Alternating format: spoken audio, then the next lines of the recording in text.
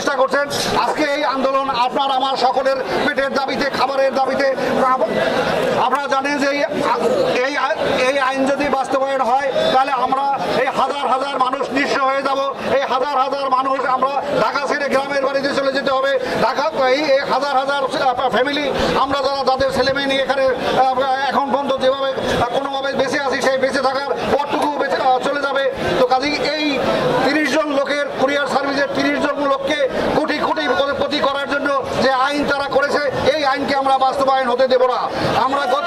আপনারা জানেন যে গত 6 তারিখে যে এই বিধিমালা প্রকাশ করেছে, তারপরে আমি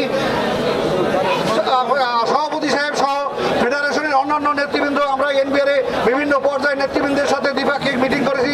তাদেরকে অনুনয় বিনয় করেছি যে এখান থেকে অন্তত আপনারা সরে আসেন, আমাদের এই 10-12 হাজার মালিক কর্মচারীদেরকে আপনারা বাঁচান। কিন্তু ওনারা কোনোভাবেই কর্ণপাত করেন নাই। আমরা বাজেটের 30 তারিখ পর্যন্ত অপেক্ষা করেছিলাম। আমরা হয়তো মনে করেছিলাম যে 30 তারিখের মধ্যে হয়তো আমরা কোনো ফলাফল পাবো, কিন্তু অত্যন্ত দুঃখের বিষয় আমরা কোনো এর প্রতিকার পাইলাম না। তো গত না পাওয়ার পরে আমরা কমিশনার মহোদয়কেও আমরা অনুরোধ করেছি। কমিশনার মহোদয়কে আমরা বলেছি যে আমাদের কিন্তু পেটে ভাত নাই, কাজে যে লোকের পেটে ভাত থাকবে না সে লোকে কি করবে সেটা কিন্তু আর বলে থাকবে না, তখন কিন্তু আমাদেরকে আর দোষারোপ করতে পারবেন না। তো কাজেই আমরা আপনাদের কাছে অনুরোধ করব, আজকে যে আন্দোলন আমরা স্টার্ট করেছি, আমরা আমাদের এই আইন প্রত্যাহার না হওয়া পর্যন্ত আমাদের রুটি রুজি আমাদের ঠিক না থাকলে আমরা কি করব সে কিন্তু আমরা জানি না। আপনারা প্রতিদিন আমরা এইভাবে আমাদের দাবি আদায় না হওয়া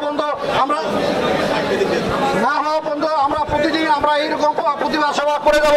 আগামীকালকেও আমাদের প্রতিবাদ সভা আছে, আগামীকালকেও আপনারা এখানে আসবেন। এবং আমরা এনবিআরকে স্পষ্ট করে জানাতে চাই, আমরা অ্যাসোসিয়েশনের নেতৃবৃন্দ বেশ কয়েকদিন আপনাদের পিছনে ঘুরেছি, যে আপনাদের বারান্দায় ঘুরেছি, আপনাদেরকে অনুনয় বিনয় করেছি, আপনারা কর্ণপাত করেননি।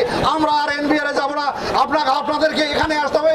এখানে এসে সাধারণভাবে আইন প্রত্যাহার করে আমাদের সঠিক জায়গায় কাজ করতে দিতে হবে। এছাড়া অল্টারনেটিভ আর কোনো ওয়ে আমাদের নাই। তো আগামীকালকেও আমাদের এই কর্মসূচি আছে।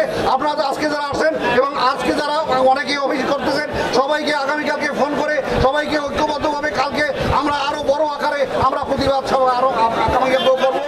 এই আগামীকালকে বিক্ষোভ মিছিল আছে এবং অন্যান্য প্রতিবাদ সভা আছে। এরপর রোববার থেকে আমরা হয়তো আরো কঠিন আন্দোলনে যেতে হবে।